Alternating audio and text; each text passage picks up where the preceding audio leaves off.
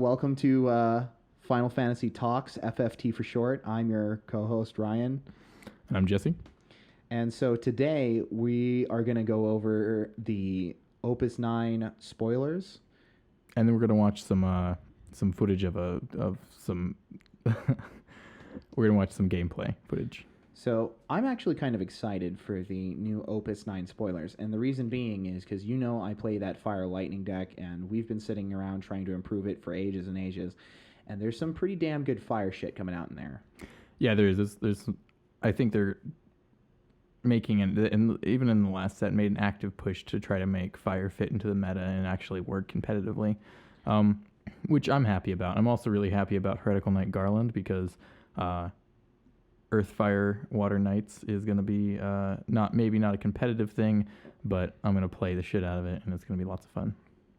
So, and I think I'm also not just excited for the fire cards. I'm also excited for the Earth stuff that's going on. The Earth is getting a really cool set of cards too. Yeah, there. Honestly, the biggest thing that I think is coming in this is more cards like Wool, because Wool is still one of the best cards in the game with the go to combat and no EX. I'm excited for the. Wait. What's okay? So, for me and all the people who don't know what the fuck you're talking about, explain to me what makes Wool so good. Once Wool's on the field, he triggers every time you go to your attack phase. So you get to pick 2 abilities every time you hit your attack phase, even if Wool doesn't attack. So Wool triggers every turn, so he's just value. But really what makes Wool so good is that forwards can't be targeted by EX bursts, so it reduces the... Doesn't... Now, how do you actually feel about not being able to use your EX bursts like that? Personally? Because I hate it. I mean, you would think that kind of they made this mechanic and now they're trying to defeat the purpose of it. Right, and I think that's why he's the only one around that can do it. And even then, sometimes it's not the best play. Why is that? I mean, it's just because Wool can give +2k in Brave, which is really good. Oh, so you're saying that in order to actually pull off the whole negating or getting rid of an EX burst, you have to sacrifice your ability to do other things. Correct, yeah. So you can still give +2k or Brave plus the negating of EX bursts, which sometimes is the right play. Earth Ice, I think every time, regardless of what you're doing, negate EX, because EX can turn around a game for Ice.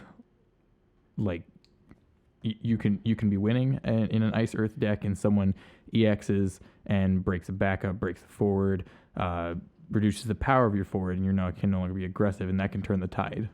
Lets them draw a card. Right. Okay. So you said there were more cards that are like Wool that do... Yeah, when you go to combat, and then there's the dragon who, when I think it's your first main phase, it also triggers. I just like the when you go to this step, pick an ability. I think that's really good. Oh, okay. I see what you're saying. So it's got all the value that you would get out of something like those that cost 3 Leviathan and cost 3 Ramu. Right. Okay, I see what you you're have saying. Options, and you get them every turn as long as they're on the field. See, I see. When you were the way you were talking, I was under the impression you were like, negate EX. I can't wait to ruin all the EXs. No, not what I mean. Actually, I think that's Wool's worst ability. Even though that is his best ability, I feel like it defeats the purpose of EX because Wool is such a popular card. Right. Rightfully so, because that's a great ability. Right. I mean, to just remove a mechanic that could hurt you. Okay, so we've got, who is this? Ifrita? She looks pretty hot. Yeah, so she's 3 cost, Mobius summon, and you choose one of the following abilities, much like the 3 cost Ramu or 3 cost Odin, where you choose, or 3 cost Leviathan, where you choose different abilities. I'm let down that her job is not Ifrit. Well, I'm pretty sure she's also the card Ifrit in all situations. Or no, it's if you control 5 or more cards named Ifrit or Ifrita in your break zone, you can choose 3 of the following abilities. So you can choose all 3 or one of the three following. Choose one forward, deal it 7k damage. Choose one monster, cost 3 or less, and break it, and deal 3,000 to all forwards. Okay, so she easily could. She's really good if you definitely decide to do fire summon deck. Fire summon deck, yeah, you're running a lot of Ifrits. This card is super good. So this is a very good step forward for fire because she's essentially a board wipe, and she also can get rid of pesky monsters. Yep. Cards like Gemini and Death Gaze. This card breaks both of them. I only mention those because monsters that have activated abilities that put themselves into the break zone aren't really affected because they would go to the break zone. As soon zone. as you do it, they just in response trigger that ability. Right. Lava Spider, even though it's a 1 cost and you can kill them with Coral, this also still takes care of that. Right. So now so in regards to something like Stray Spark that's like really trying to move towards the competitiveness, that one doesn't rely so much on summons, but is this something that might be considerable at this point, is moving Stray Spark towards a more summon heavy for a card this powerful? No, you'd have to change so much of the deck. It'd be a different deck because you need to run a lot of Ifrits for Ifrit to work. That's 5 Ifrits. I mean, at least 5. So this is Fire needs their version of Yuna. That's what they need. Yeah. They need their version of Yuna to reduce the cost for sure. And they do have a lot of ones to cheat in summons. Vermilion Bird. Actually, can't you use Yuna to cheat out fire summons too? You can use Garnet to cheat out fired summons. Oh, cool. I mean, those are still which outs. is the water, but yeah. I mean, at that point, you'd be forced to use the water. So, if you want to do the mono fire thing. And then we have a new king, which I think is pretty interesting. A new Class 0 cadet, which is you can discard 1 Class 0 cadet instead of paying the CP cost for king from your hand into the field. When king enters the field, choose 1 forward. It cannot block this turn, and he's a 4 cost, so you can pay 2 for him. Oh, okay, that's pretty good. But he's an 8K too. He doesn't seem to have that really strong he's not as good as the other ability that the original king has. I feel like this doesn't go in Class 0 cadets. This goes in a fire deck that runs some Class 0 cadets. Oh, I can see this. This is a really good splash card. Like, this is your...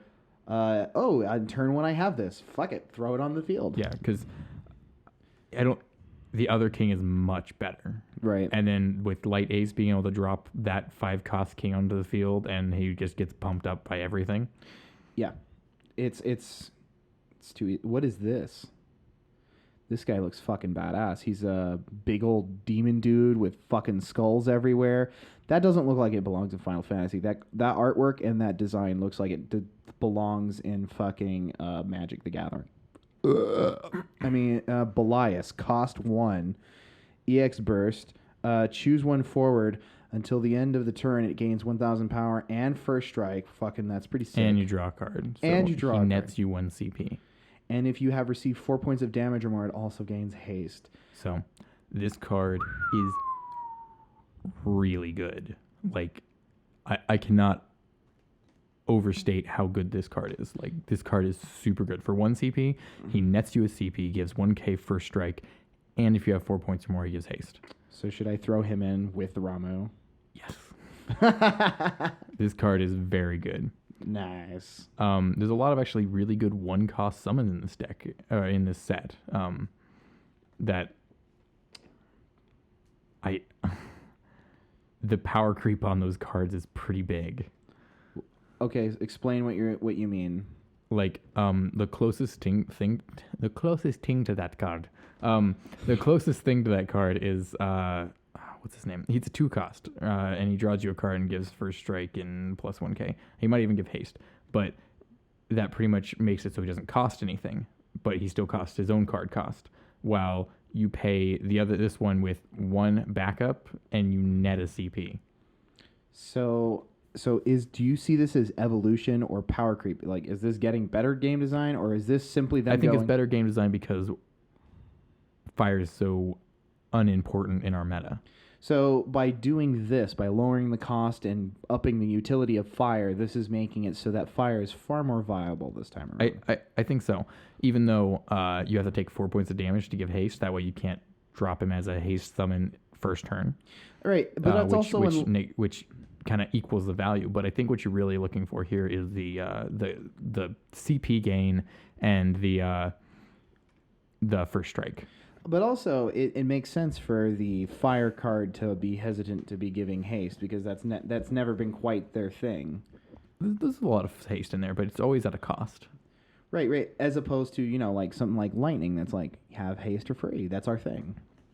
Right. So I guess you're right. I think this is turning to better game design. I think they're starting to figure out how to fix fire. Yeah, I think Opus 9 will see more competitive fire decks. Okay, cool. That's especially after Dadaluma's banned. Because context here. What's Dadaluma? Dadaluma says whenever he's chosen by a summon or ability, I think it might just be a summon. But anyways, it's a summoner ability. He deals 4,000 damage to a target opponent, a forward opponent. Choose a forward opponent controls and deal a 4,000. So let me guess. You would use the target. And then he also has a second ability, which is whenever he receives damage, deal 4,000 damage to opponents, so forward opponent controls. So I take it what you would do is you would use an effect that chooses Dadaluma that can be used as many times as you want. Right, yeah. So what I mean is fire was anytime they ran up against a Dadaluma deck, trying to remove him dealt 8,000 back to you.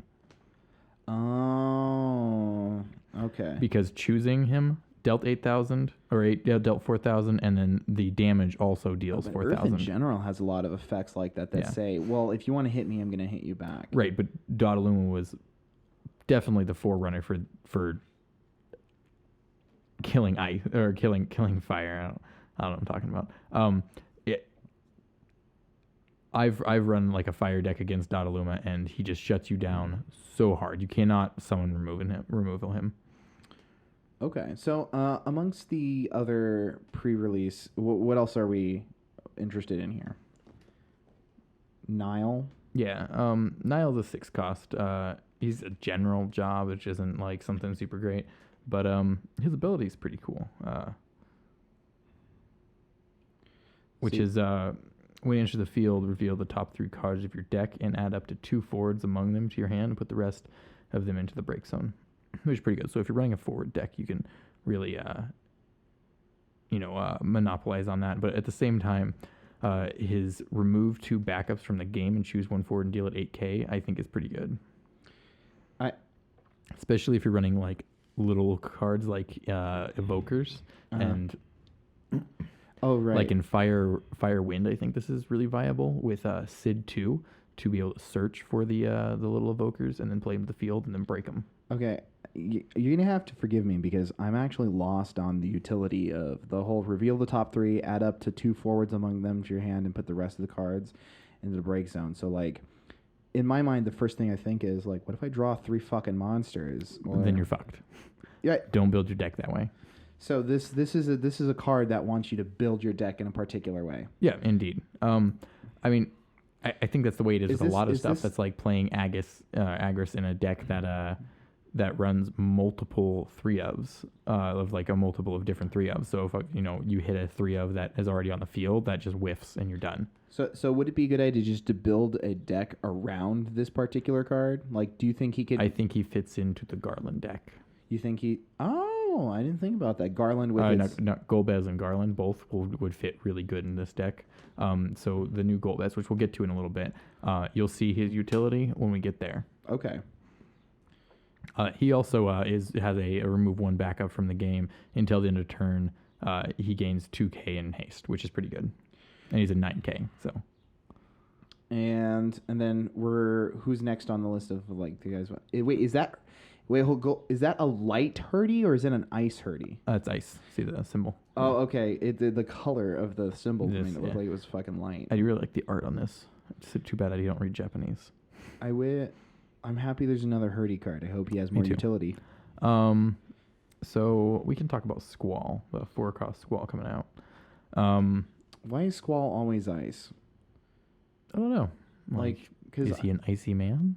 I don't know. I've always imagined Squall to be like a fire elemental type because like he's got the gun, and it's not like his character in the games has ever been like buff debuff sort of thing. Yeah, I don't know. I think he just ended up being placed in ice originally, and he's just kind of stuck there now.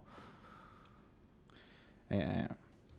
So what's so special about this Squall? Like, is this something to he- write home about? I mean, He's reduced for that's each. cool. The cost required to play Squall into the field is reduced for each category 8 forward you control. So that's pretty good. You can make him a 1 cost. Can't become 0. And then when Squall enters the field or attacks, so that's double trigger, especially if you give him haste, which I know isn't super good. It is super popular in ice. You don't have a lot of that. You choose one character your opponent controls and dull it. So he's dull on attack. You combine that with Laguna, and Squall and Laguna generally pair up really good. The first strike Laguna that freezes, and Snow, the backup Snow that dulls, so you can, when he attacks, you dull 2 forwards, which is pretty good. Recovered like a champ.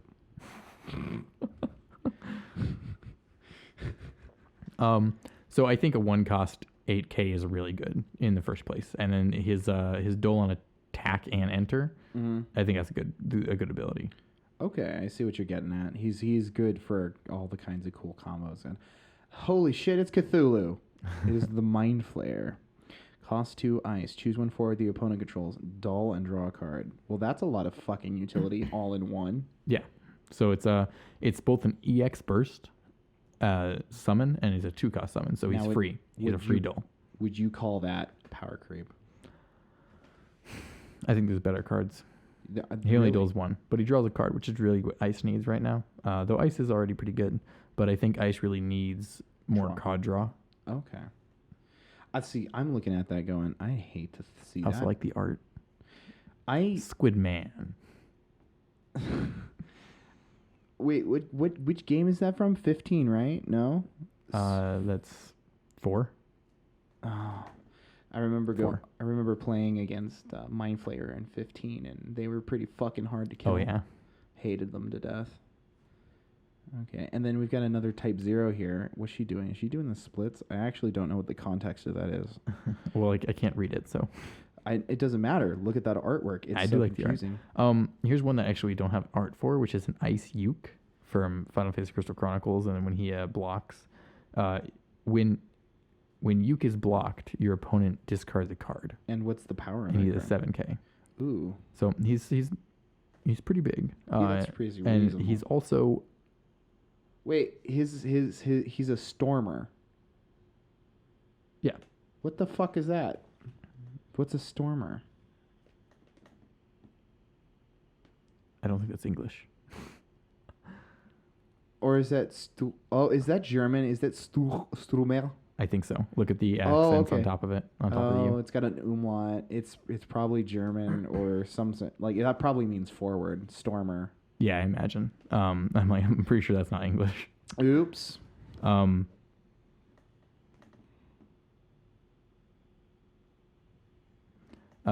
Anyways, we go on to the new 7. Oh, a 7 with which back has attack. back attack, 3 cost, 7 backup with back attack. When 7 enters the field, deal 2,000 to all forwards your opponent control. That seems like a good utility tech. Now, you know the deck I was toying around with on tabletop that's all about dealing damage to all your opponents or reducing the damage to all your opponents? I think that could work in there. Even though I'm already running Lightning for Cyclops, I feel like if there's enough of this in this set, we could even throw that in there. But the utility of that one compared to others is that it has back attack. Which is really good. It's defensive and it's a backup, which means on your next turn, you just netted yourself essentially an easy free backup. Yep. That can be used Which is right really good. away. So, yeah, if you have first strike or your guy's just big enough to kill something. But I think this is really good with paired with a first strike forward to deal the damage and then be able to not take the damage yourself. So if they swing with like your 10K and you have an 8K first strike, you just drop her with back attack and then block. So now my question is, how prevalent is back attack? Because I've only remember seeing it on Janai. And that's the only other card I can think of that has back attack. There's a Moogle, I believe, with back attack. Backup Moogle with back attack. There's a Titus with back attack. My question is, I think it's very well. It's not really a question. I just find it very ironic that back attack is on a backup because they don't actually fucking attack. Yeah, I think it's more about when the ETB and then the Moogle. I think is a 4 cost with back attack, and he just enters the field. And I think it's more about just gaining that CP efficiency on your turn. Right. So like. I mean, that makes sense. I'm not complaining here. Yeah, I think it's about just being able to activate it and use it on your next turn. Also, this ability is really good. I think for a back attack forward to deal that amount of damage. There's another fat choke. So is this a reprint or is this the same one? No, this is from Crystal Hunt. Okay, but that's the exact same. No, that's not the It's exact not the same art. The other one I think is a special. I want to say. But anyways, so there's a new fat chocobo, a 4 cost backup again from Crystal Hunt. Which is kind of weird because I've never really considered it one of their properties. Like if I go to a Final Fantasy game, I guess so. It doesn't have any other non-Final Fantasy stuff in it. Right, but at the same time, it's like it doesn't feel like it's its own game. It's like a game based on the property. Like it's if I go to the wiki, I don't go to games and see Crystal Hunt. Right. It's because like I don't know. I mean, I'm not against it. Like I play Crystal Hunt with you, and I like. Actually, we don't play Crystal Hunt, but technically, if you want to be, we play Dungeon, Mochocobos, Monsters, and Dungeon. But so what does this do? When Fat Chocobo enters the field, reveal the top 5 cards of your deck. Add all card name. Fuck yes. Yeah. So in a Chocobo deck, this is really good. Okay, I need really that. good. I need that. In fact, that might just take the place of Izana. So I want to talk about this new dragon. This 9 cost dragon. Yizmat. Because he's got a wool-like ability. He's an EX. When he's a 9 cost 10k, so he's a little pricey, but he's also very beefy. So when he enters the field, or at the beginning of your main phase 1, select one of the following 3 abilities, which is choose 1 forward of 5 cost or more and break it. Ooh. Choose 1 monster, break it. That's really activate good. all characters you control. Honestly, it sounds like you're really, really wanting to run him mostly for the monster or the forward break. Yeah, well, no, not the forward break because like 5 cost or more, it's gonna It's kind of rare. That's true. It's rare. I mean, there's not he saying also there's no just utility. Stops ice from working, so freezing is no longer important to a deck that runs him and has him on the field. Because they can freeze it, and then you get to your activate phase, you activate, and it takes off the freeze, and it gets to your main phase, and you activate the ones that are still dulled. Right. So, I mean, you that's not even a problem. But I mean, that's why I think that what you're there for is the activation and then what was the other? The monster break. The monster break. Because just choose a monster and break it. That's right, really good. Because, yeah, monster removal is somewhat rare, but also there's a lot of trouble monsters out there. Yeah. Then, and, like, I think it's totally badass that this thing will just fucking pop Feral Chaos right away. I think that's really cool. And, because Feral Chaos, that's a cost 5, right? Yeah, he's 5. But it's like there's a lot of utility in that. I think you're not going to use. He's a little pricey, but I think that you're probably going to like when someone gets out a really big boy, you're going to want it. He's real beefy too. He stops like really good cards from hitting the fields, and then like. You're probably going to buff him anyways to an 11k with like Mira because she buffs all forwards. And you might get other like ticks on him to get him pumped up a little bit higher. And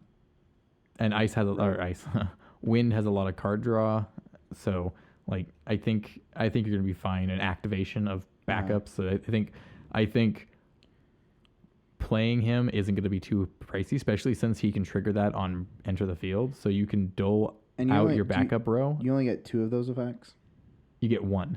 Oh, one. Okay. So not as powerful as Wool, who does it twice, but he breaks something. Like, that's really good for free afterwards. I was about to say, I think that it getting like 2 of those effects is a little strong. That'd be way too good, yeah. But like, he essentially costs 4 because you can play him to the field and activate your back row.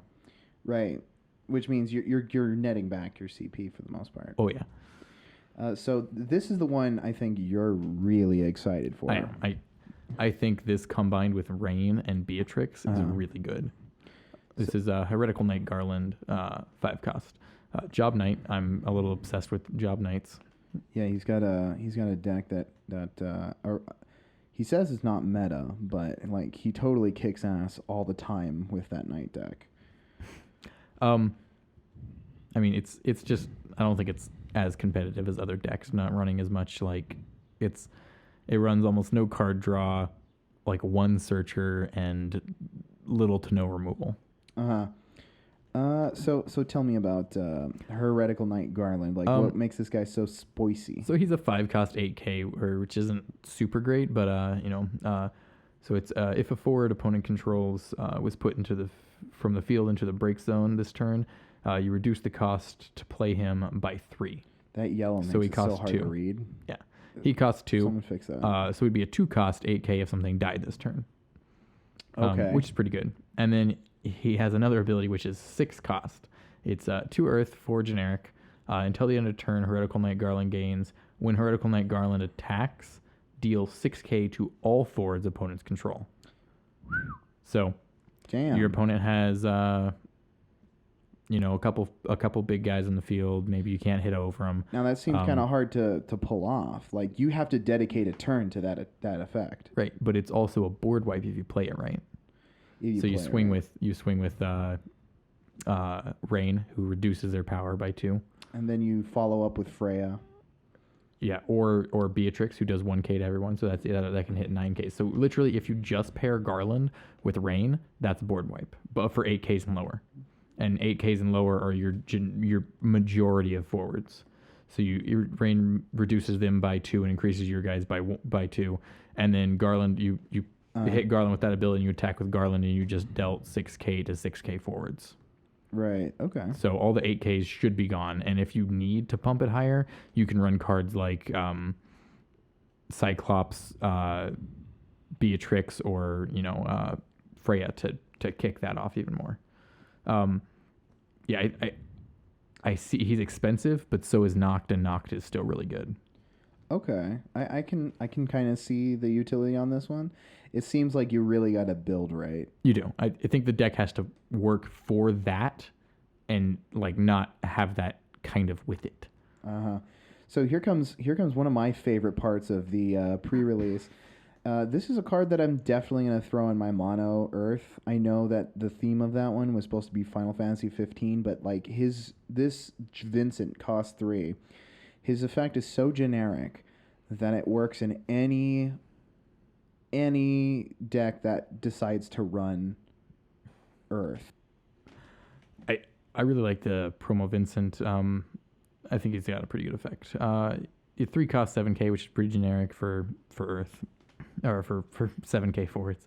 When Vincent enters the field, you may put 1 backup you control into the break zone. When you do so, choose 1 forward, deal at 8K damage, which is pretty good for what it is. Then his S cost is, S 1 Earth, 1 generic, Dual Vincent.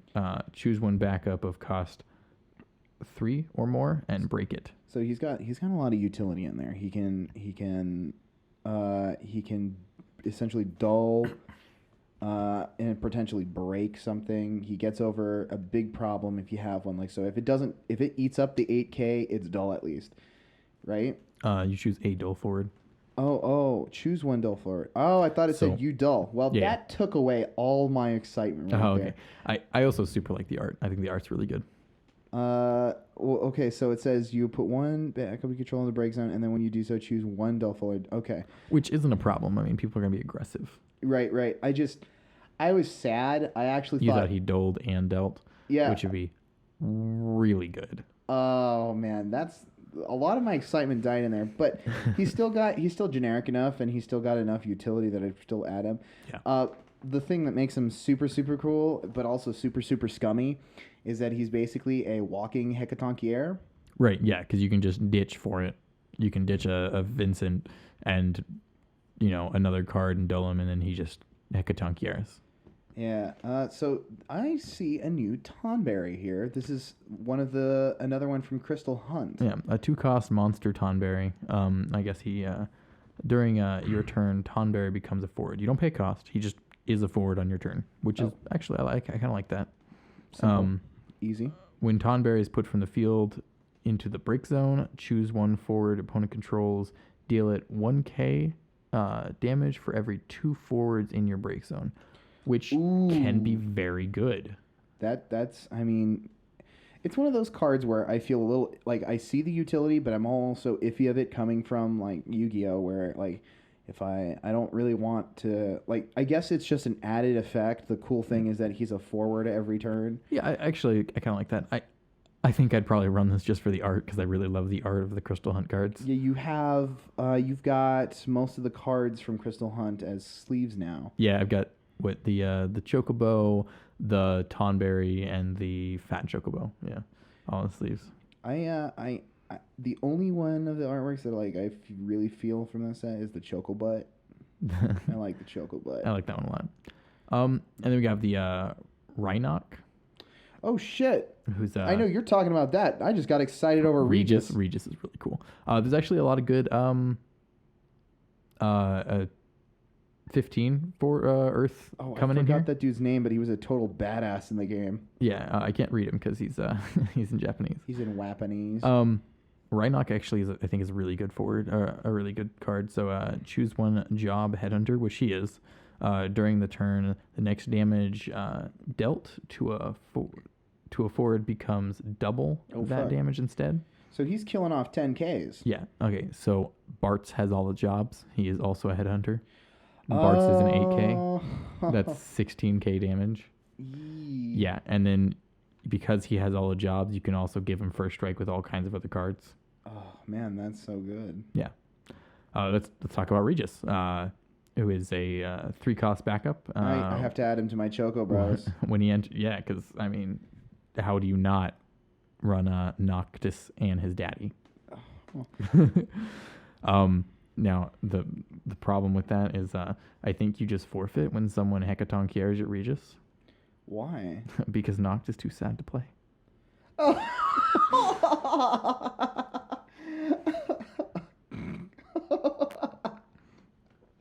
Oh shit! So when you enter the field,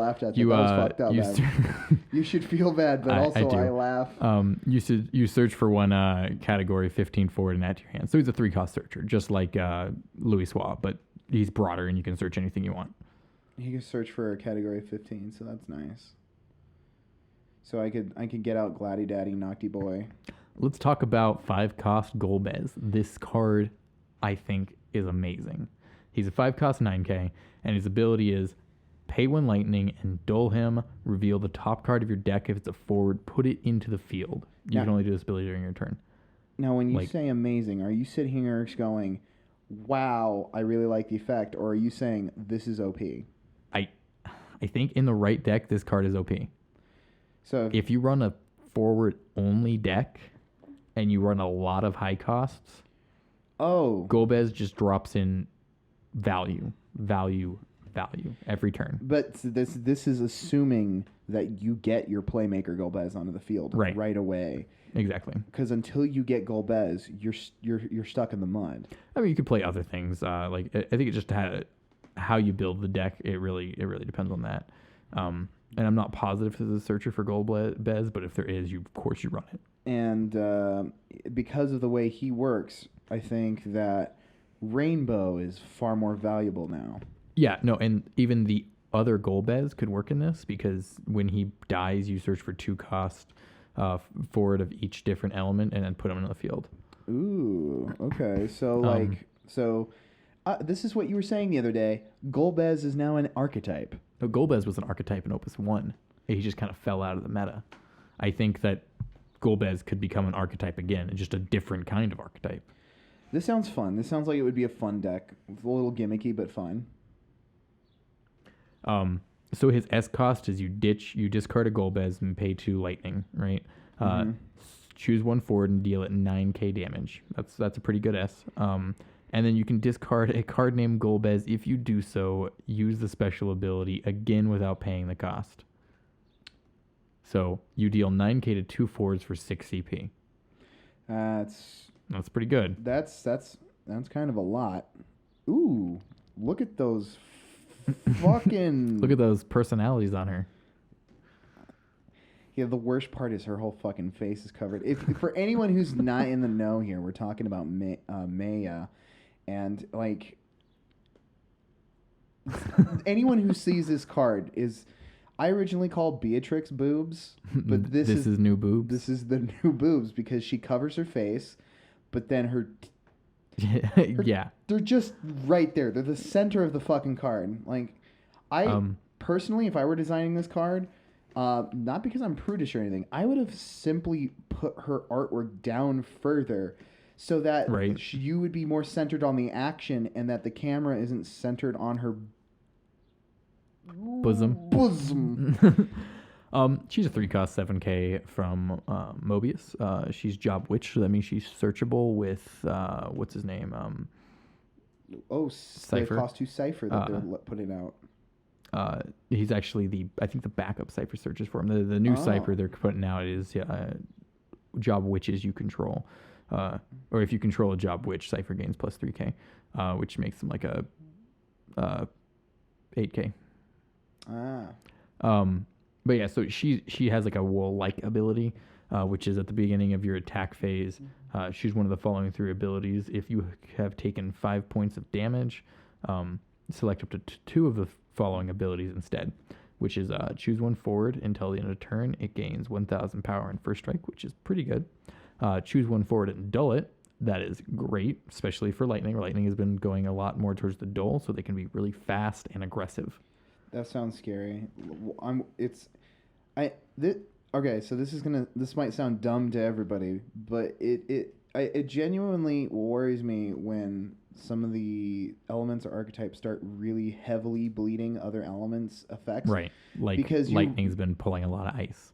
Right, and then also it's got all those buffs like fire does, and then now it's got like it risks becoming the everything. The best element. Yeah.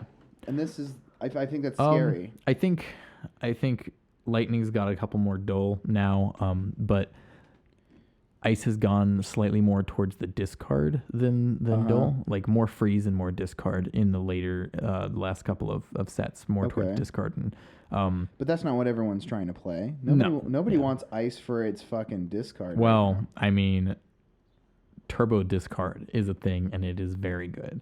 I mean, it's not fun to play because you're playing solitaire, but still. Oh, man. See, is there ever going to be a way to design a card game where you do not have someone who can actually make a solitaire deck? Right. I feel like you limit the game if that's not a possibility. I think you just got to be a good enough human being not to be a solitaire player. He's calling you out. I am. You know who you are, and we all hate you. The address is 142 West Etherbrook Avenue. If you want to fight him, go ahead. You piece of shit. Yep. Come. I'll be waiting here. And he'll live stream it too. I will. We've got the equipment to do it. I'm not gonna fight. I'll be waiting here with my gun blade socketed with all 5 materia. Anyways, her third ability, which I didn't get to mention, is choose a category Mobius forward you control other than herself, of course, and it gains haste until the end of turn. Okay, so people are definitely playing it for first strike and dull. Right. And the added and if she's even more powerful if she just so happens to be in a Mobius deck. Look at that. That's a classic fucking Moogle. I haven't seen you for years. Yeah. Too bad it's in Wapanese. Wapanese. We don't know what it says. I like the new Cecil. I feel like he's really underhyped. I think he's got a good ability.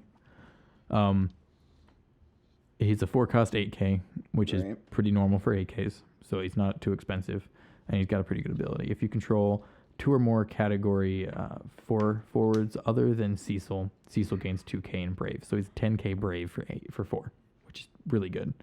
And then he has a 0 cost. Choose 1 forward you control other than Cecil. During this turn, the next time that forward takes damage, reduce it by 4k and deal Cecil 4k. Ooh, okay. So he he siphons over 4k damage over to Cecil. He's got what in Final Fantasy? And you can only use this ability during your turn. Maybe they should make that a mechanic. Right, the siphon ability. I would call it protect. Protect. Because that's protect what they call 4. it.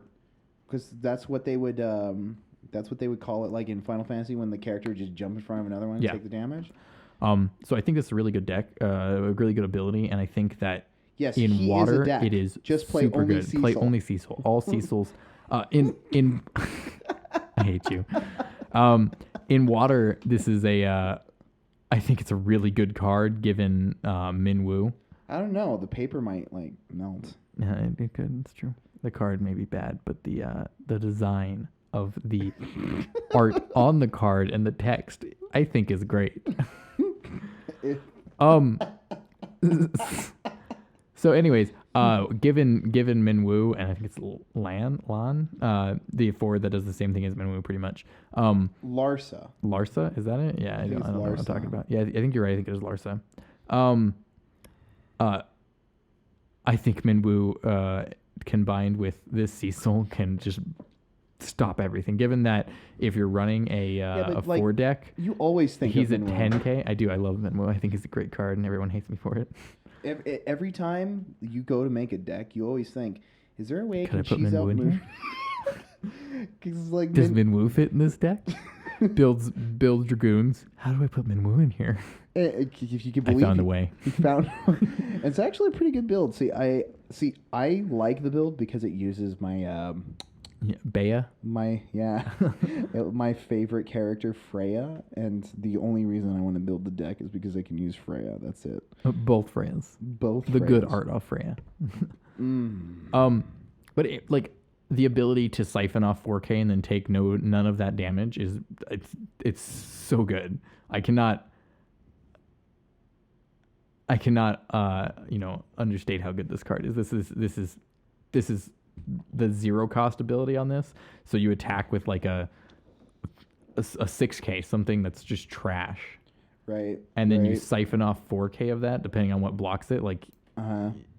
You could block a 10 and still not die. Or a 10 could block it and it would still not die because you'd siphon 4k off of it onto Cecil and none of them would take any damage. Wow. Oh, I know. A 10k would still kill it. My math is bad. Well, oops. Because that'd be 6k. Anyways, you could block a 9k. I mean, 10ks generally don't exist, but there are a couple coming out. Yeah, like the wind one. We were just the new dragon, yeah. The hazmat suit. Hazmat suit.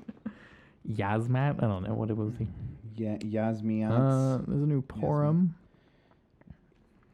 So I went to the store the other day, and when I was there, I was like, "Hey, man, what's that?" He goes, "Gis." What's Gis? How much does that cost? And he said, "Gis costs 4." But he's got a value of 8k.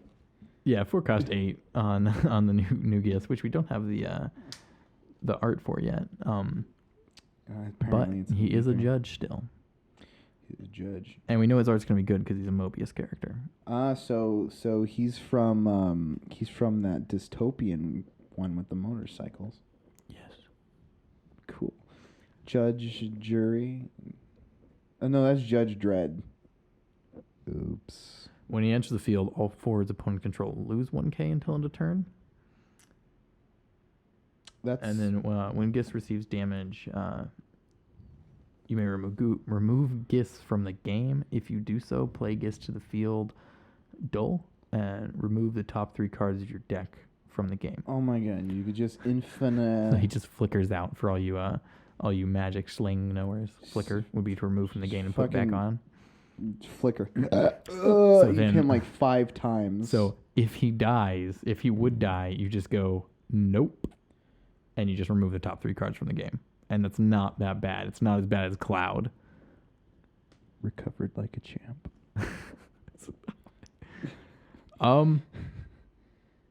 So yeah, I think that's all we're going to talk about for the spoilers right now. Once we get some of the Japanese cards in English text, we'll talk about those. And there's a couple other cards that we skipped over, but we'll talk about them in a later episode. Then, so for now, I think we've got some cool tournament footage to look over. Yes, we're going to go to the tournament footage. So first up in the tournament footage, I believe it's you and me on in the first round, right? Yeah, it is. Okay, cool. What are you doing with your phone? I was setting up the GoPro. Oh, okay. So in this one, I was actually using a more primitive version of the deck that we're building right now. Now, this one was pretty good, the Stray Spark, Fire Lightning, but it's centered around the Alphanod Lava Spider combo. Yep. It heavily relied on it, and a little too much. Like, it had a bunch of other good cards in there, like a tech. Like, it's got Fordola and some stuff like that, but it doesn't... Like, those cards don't carry the deck. They don't have enough, like, good plays. The play is to get a bunch of forwards out and then Lava Spider. Alphanod. And just go for the win in one turn. Yeah. And unfortunately, it's not as consistent as it should be. And it's also very rampy because while you can search up, like, Alphanod and you can't really search Lava Spider, like, you can get a lot of pieces together. Recovered like a champ. Yeah, I'm using a Warriors of Darkness deck that I built. It's just good. I actually find that I don't jibe very well with that deck. Every time you throw it at me and tell me to play it, I don't I get what it's going for, but like I find it difficult to play because it's just not the way I want to play the deck. I understand that. It goes against how I see. Once again, keep in mind, like, I am in love with Yu-Gi-Oh, and obviously I'm not playing Yu-Gi anymore. So, and that's a game where, like, you want your cards to come out even faster than like a drunk woman's panties, right? And then you want to attack more aggressively than a pit bull chasing a dude covered in steaks at the junkyard. With a target that says "bite my ass," right? And so this is probably why I took really kindly to the Chocobos and the Dragoons, which I think is unfortunate because, like, those aren't necessarily, like, the most competitive decks out there. Yeah, I find the more competitive your deck is, like, the less fun you can have with it because the more you're just going through the motions and trying to win. Right. I mean, though I do have a great time with my my Warriors of Darkness, though I don't think it's like a super competitive deck. Like, if I just wanted to win every time, I'd run Earth Ice. All right, so I think we've already done the roll here, and we've got our opening hands, and we haven't decided. We're about to do the roll, and we're going to... Yeah, we messed up. I think we forgot if we rolled or not. This was like a month or two ago. Yeah, this is pretty old footage, sadly. Okay, so you're going to go first. Yeah, for this deck, going first is awful. It's not a going first deck. So we've watched this footage a couple times, and I'm aware I misplay here in this first turn because I miss target off of Summoner. You'll have to point it out when it happens. Yeah. So, also, here am I trying to get used to my bulkier sleeves. I'm, like, doing exaggerated motions with my shuffles because I'm having a hard time shuffling and getting used to it because they're already bulky. When you see me shuffle, I'm all against my chest because I lost that finger. It's gotten worse now that I've added the character guards on top of those. Oh, they're like pretty big. It makes your deck look like you've got 100 fucking cards. Oh yeah. Right. So I think I played Glaive, find Diana. What? And I've already pulled out an Alizé from the Louis Schwa play. Yeah. And I chucked out the and I don't even know if it was a good play to chuck out the Archangel. It might have been. I was thinking about ramping and building a board, but you were already starting off really aggressive, which was something that I did not expect. Yeah, this deck really isn't a very aggressive deck. Normally it sits back a couple turns until it hits, but the hand I had was like, I'd make this play or I lose the game. Right. See, you know what? This came down. I think this opening play really made a big difference because you were able to get in, as everyone's going to see in a moment, that in this play... I think it's 3 points before you even get a forward on the field. Yeah, because like I'm sitting there ramping, and that's the problem with this deck is it takes so long to fucking ramp. That's what I'm scared of. And actually, I remember last night you were using our updated version 1, and its ramp was taking... A little bit.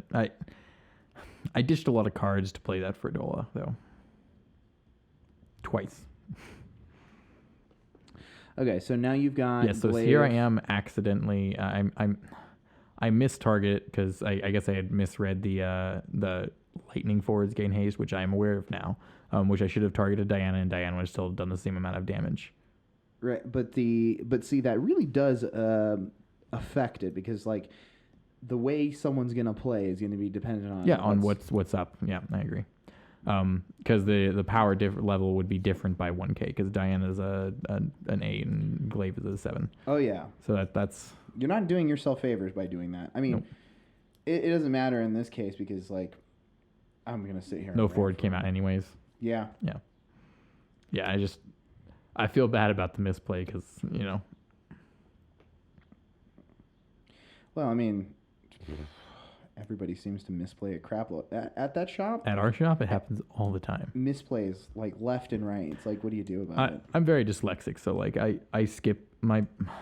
I'm sorry, my you said brain, you were Lizdexic? I'm very Lizdexic. My brain skips over words all the time. Like, because I get ahead of myself when I'm reading. He gets a little excited. He just wants to fondle them cards. You know it. Fuck yeah, man. So sexy. It's hard not to. I mean, look at that Diana. She's not boobs though. I love the art on the Warriors of Darkness. I think the art is so good. Just like the pastel colors and they're all kind of down and like undertoned colors are really dark. I just wait. What? Are you trying to assert that pastel, the epitome of bright colors, are undertoned? Pastel just has to do with like the tone of the color. So if you have a bright tone and now it's all of a sudden undertone, well, like it's like, at least I could be wrong, but I'm pretty sure that just means that they're like creamy colors. I am going to get into a Google war with you, faggot. Do it. Also roast me in the comments. What am I doing? I don't know. I associate pastel with particularly bright and like vivid tones, or very, very saturated tones. And so to sit there and say that something that is pastel is darkened. So like what I mean is, so like their art is very like, in my opinion, it seems to be very pastel. It's very like smooth. It's very like, it looks like all their colors were mixed with like white. I don't know. But then their background are all very dark. And I think that's a good contrast. So anyway, I think this is the part where we're talking about the sleeves. The sleeves. This is a very... I'm sure we could keep talking. But if you don't give context to this part, it's just weird. It's like we're arguing over what the fuck does this card do? Zelda doesn't do shit. What are you talking about? Actually, the whole conversation was he thought it was Sheik's harp, and I was asserting that I don't think Sheik's harp looks like that. The problem with it is that it's the Ocarina of Time Hylian sigil, and it's probably the Oracle of Ages sort of like stuff on the bottom. Yeah, it looks like the Harp of Ages. Harp of Ages and the Ocarina of Ages. It's weird. I don't know what they were going for with this. And here I am reminding you that's actually in your hand. Yeah, because I forgot. Jesse was trying to get me DQ'd. Fucking savage. Put this in your hand. And he looks around twice. He's like, hope nobody saw that. Did anyone see? I'd get DQ'd if they saw me cheating like this. What? For summoner, now I'm telling him to add cards to his hand. Yep. So that's Momodi tapping summoner and Cecil. Dude. And you kill Diana here with this Ramu. Yes. And I would have I remember you were expressing that it probably would have been better for the long game to not. Yeah, but you were pretty high on damage. Yeah, you didn't want to take that that 5th point of damage, which in that play was the best. But Diana helps you like get stuff out of the break zone. So and there's already an Alba sitting in that break zone from my first turn play. So it's just kind of waiting for another Diana to come. Yeah, to just pop out and hit the field and smack you. Oh man. I used to think this was one of my better games, but now since we've recorded this, I've played so many. Watched this like 4 times. Yeah, we've played so many better games than this one. It makes me feel weird that at one point I called this one of my better games. That game last night, on tabletop was a really good game.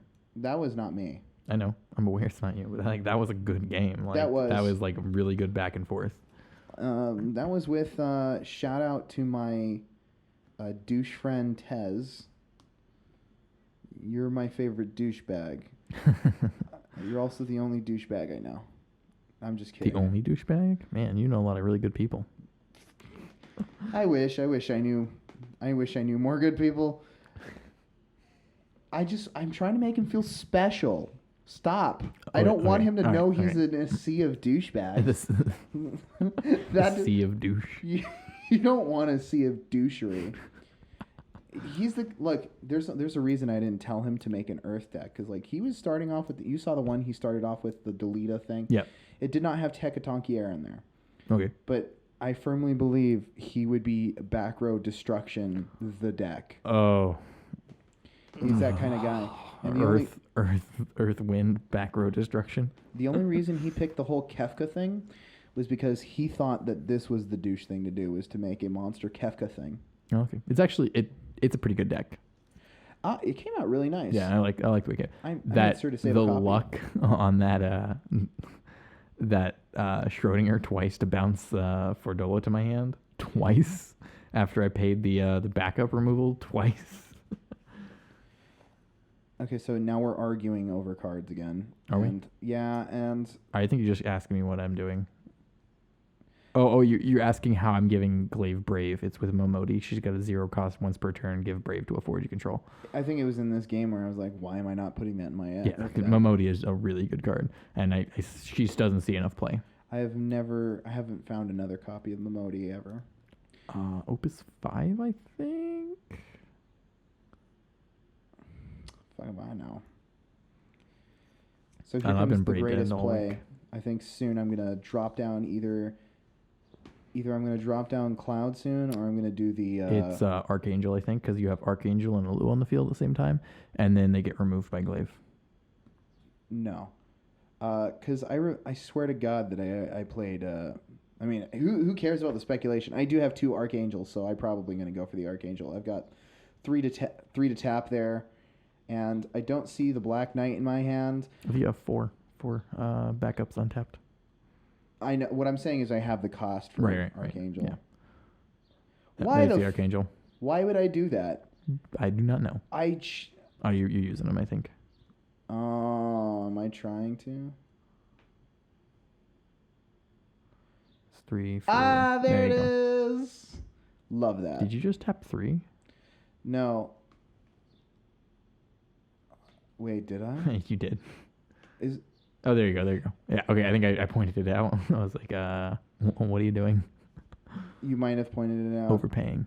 But I often, when I'm tapping, I usually, I test my taps first to see what taps I like, and then I untap the ones that I don't use. Or dull. Sorry, all that magic slang.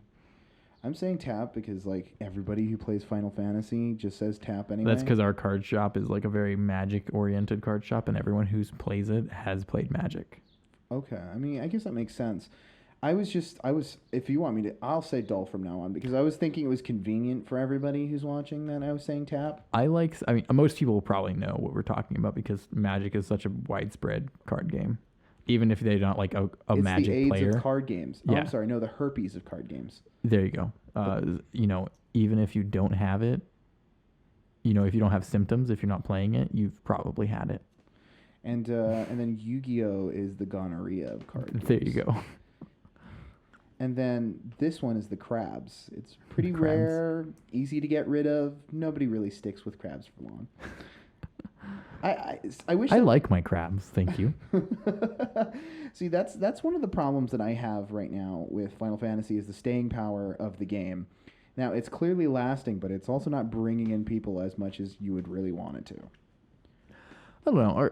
Our local community has grown pretty quick. It's grown pretty quick, but like if you consider like the regulars or the people who consistently play, That's true. It comes down to you, me, and Brendan. Chris is usually pretty regular. Dan's usually pretty regular, but I don't know. He's been really busy lately, and I don't know what Chris is doing. DJ's dropped off the face of the earth. Yeah, DJ's never was like really a regular. DJ's he played the game and then like every once in a while join a tournament when he had time. We had a guy, Anthony, and he was like super into the game. He used to be a Pokemon player. Mm-hmm. There's the cloud play right there. This is me attempting to give you removal, but in this game, I don't fire off any good removal with cloud, honestly. Yeah. You were saying? So you just saw Glaive attack in, and I intentionally kill Glaive because I have one in hand. Yes, that's what you want to get rid of the Alua. Because at this point, I had no choice. Like, it's either take the damage, and I don't know which would have been smarter, like, at this point, because it's like, I'm close to dying, and you're close to being able to figure out how to run your way over everything I got. I wasn't sure if blocking was... And this is where I tell you, that doesn't do shit, son. Yeah. He keeps getting confused. He thinks it's 5 or less. It's actually 4. It was 4 or less. My confusion was a 4 or more. Oh, 4 or more? No, it's 5. It's 4 or 4 less. Which is actually I think better than 4 or more. Yeah, that takes out a majority of the things you'd want to get rid of. So it will hit Diana. But because Diana's ETB hits the field at the same time that Dark Knight's does, the active player decides which way they resolve because they're both auto abilities. Either way, even if Diana died first, the trigger would still hit.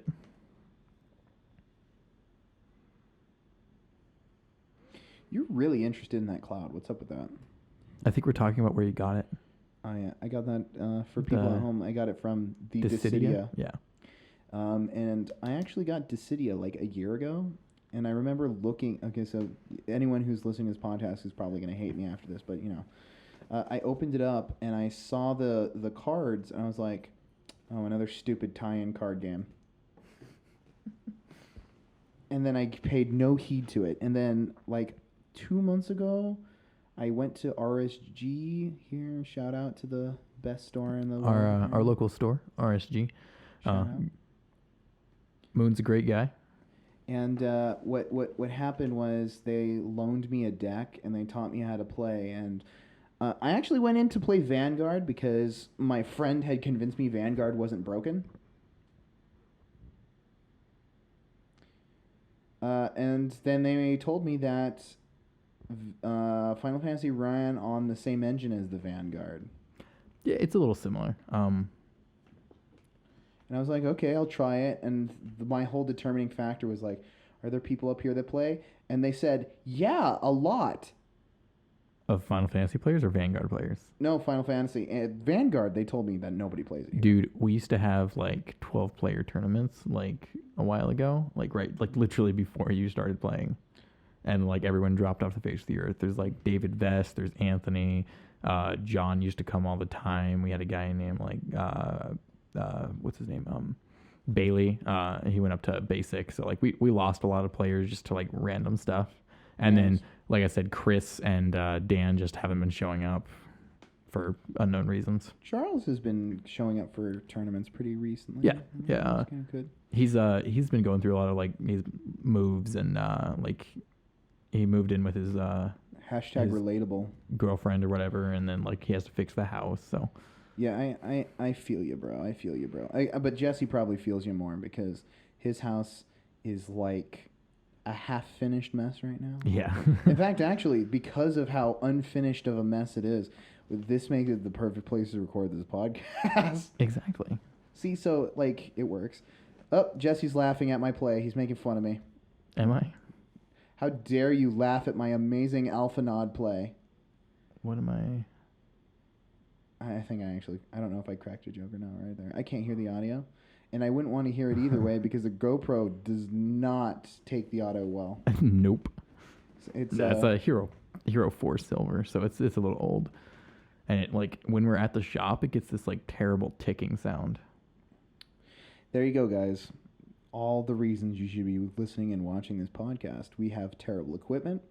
We're in a terrible house. Exactly. We've got a mess. Hashtag relatable. You know, you can feel comfortable with us because we're as terrible as your life is. Fuck, I mean, we're in Arizona right now drinking beers. We're just fucking rednecks over here playing a card game pretending we're wizards. So, I mean, like, did you already finish off your beer faster than me? Oh, maybe, yeah. Oh, fuck, dude. Come on. I started drinking before you did. I'm maybe an alcoholic. Well, at least you're a functioning alcoholic. At least alcohol's not taking over your life like this card game is. So here I am. I went overly aggressive with this play, and I opened myself up to a shitload of damage. The only good part about this play right now is that you've got some sick boys. That was it. And I was hoping that by doing this very aggressive play, I was going to get enough damage in. That unfortunately, you had a response. And soon, I'm going to try to respond with a Ramu, and you're going to tell me to go fuck myself. I'm going to get really, really fucking pissed! Yeah, like you just chunk it into the brakes and you're like, I'm done.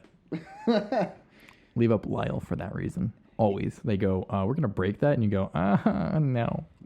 See, that's one of the things is like he'd back me into this big old corner because you're like, wait, what is this card? What is this shit? That was actually dumb. That was actually the first time I've ever heard of Leo. Oh yeah, it was that game.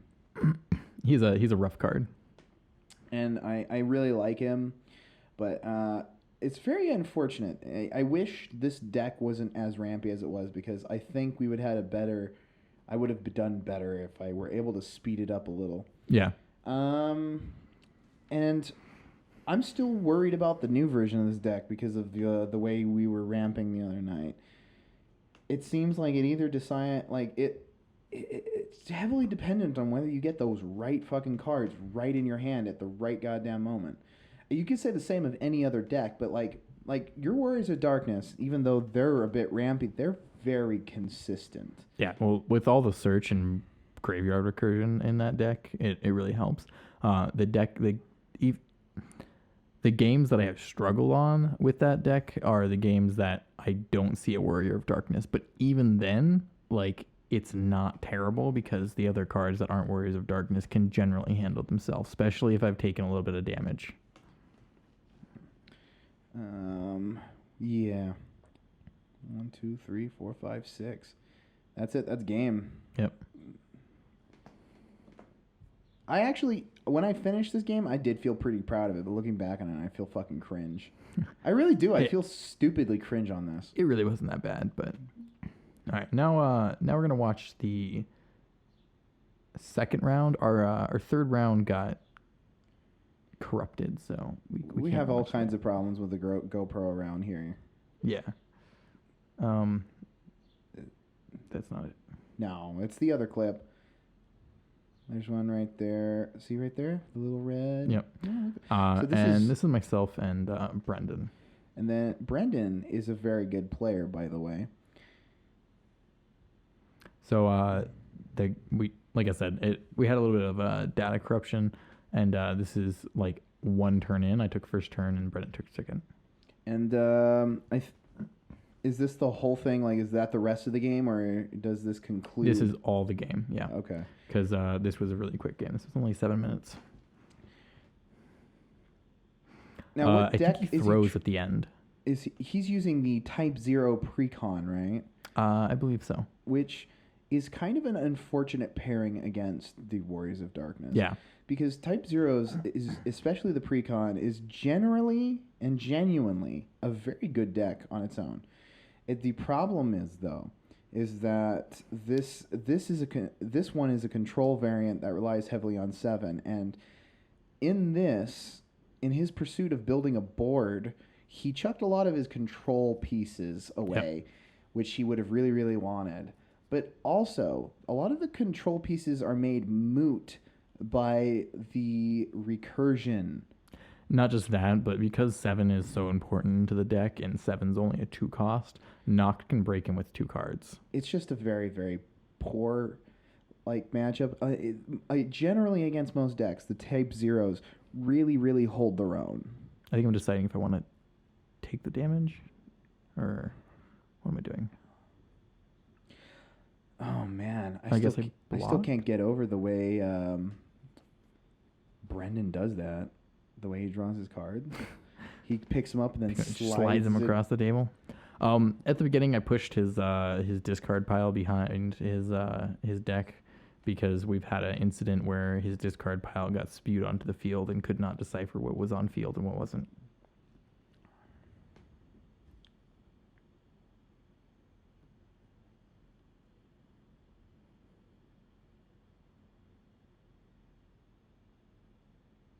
Oh, look at that. That one. What's that Dragoon he put out at it? That's a 5K Dragoon? Yeah, I believe so. It's a 5K Dragoon.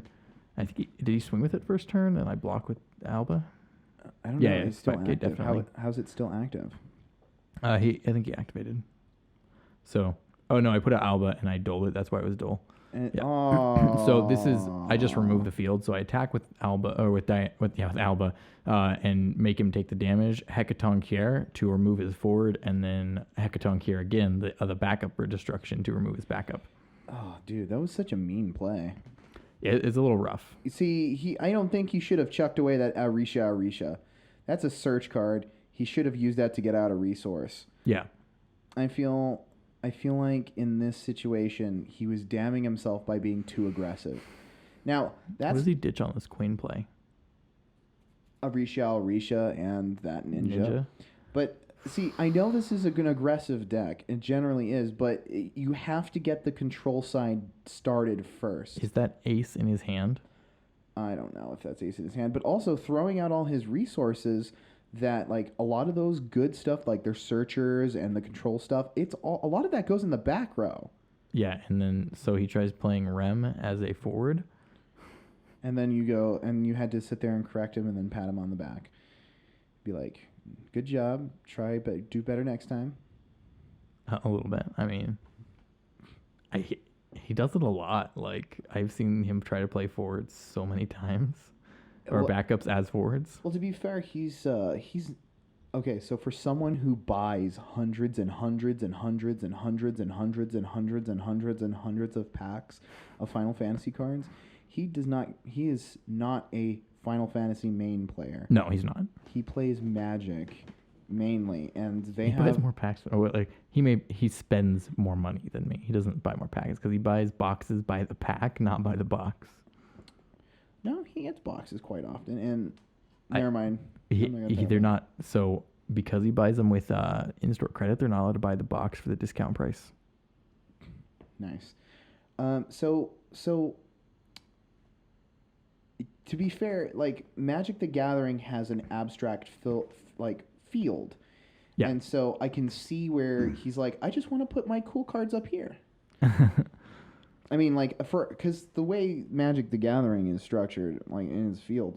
Still, even then, your lands almost always go in your back row, and Well, I think you're right. There's observable patterns. I don't think the community standards mean much. Well, so there's a card, Arbor. I mean, something. It's a land that's also a forward, and putting it in your lands is a very it depends on your judge, but you can get like warned about putting your arbor, arbor dryad in your lands, because he is a land, but he's also a forward, and you're obfuscating the fact that you have another creature on the field.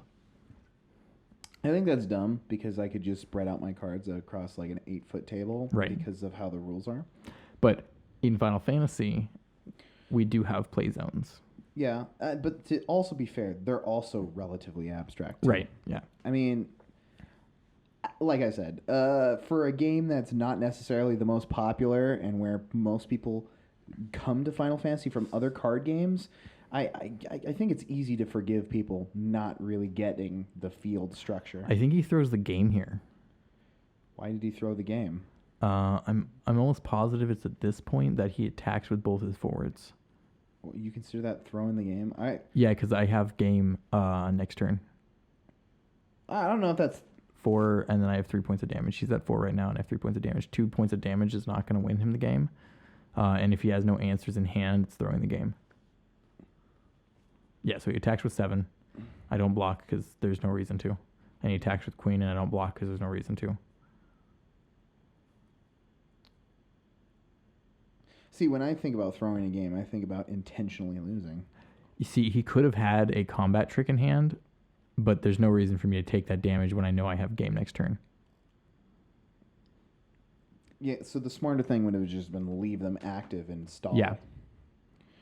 Which sometimes stalling can win you a game in Final Fantasy. Well, because it's definitely a slower game than Yu-Gi-Oh, but it's also faster than Magic by far. Yeah. So it's like... So that's the end of our footage that we have. I hope you guys enjoyed that. And I hope you guys maybe learned a thing or two. So thank you. I hope you don't target Earth forwards with your summoner, by the way. That's a bad play. Yeah, don't do that. That is the worst. It's worse than using Hecatonchi Air on Moogle. That's a good play. You're scum. I am. I actually have Hecatonchi Air in my There's deck. only one of in that deck. I had it. I was going to use it. Anyways, this has been Final Fantasy Talks. I hope you've enjoyed this podcast. Yeah, join us next week. I'm Ryan. And I'm Jesse. And stay Final Fantastic.